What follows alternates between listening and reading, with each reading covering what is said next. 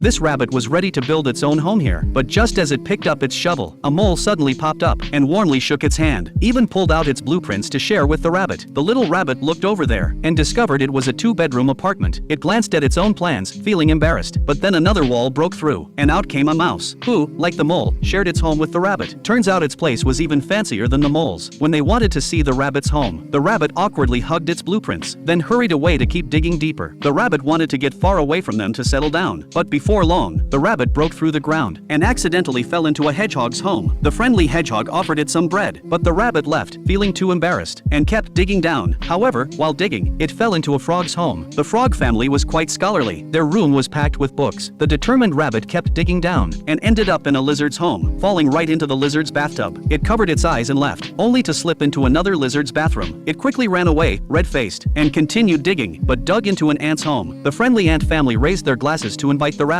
and the rabbit hurriedly fled again. It still kept digging, finally landing in front of a door. Just as it was about to knock for help, it heard a monster's roar from inside. The rabbit got scared and quickly left. Stubbornly, it dug even deeper. After that, it didn't run into any other homes. Just when it finally found a place with no one around, with one shovel strike, the wall suddenly cracked, and the crack spread to an underground river. Water instantly gushed up. The water put out the light and soaked the blueprints. It tried to plug the crack with its hands, but it was no use, and the water kept rising higher and higher. The rabbit knew it had messed up. It gathered its courage to ask the monster for help. Turns out it was just a skunk. At this point, the little rabbit couldn't hold back anymore. It told the skunk everything that had happened, then covered its ears and cried, feeling wronged. Seeing this, the anteater let out a mighty roar. Instantly, everyone rushed over with their tools. Together, they dug a drainage channel, successfully directing the water to the surface. The crisis was resolved. Just as they were about to leave, the little rabbit actually called out to them and held up its blueprints. With everyone's help, the once simple plans became rich and detailed. Then everyone enthusiastically helped the rabbit build its home. From then on, the rabbit was no longer alone, no longer closed off its heart. It felt the kindness everyone brought.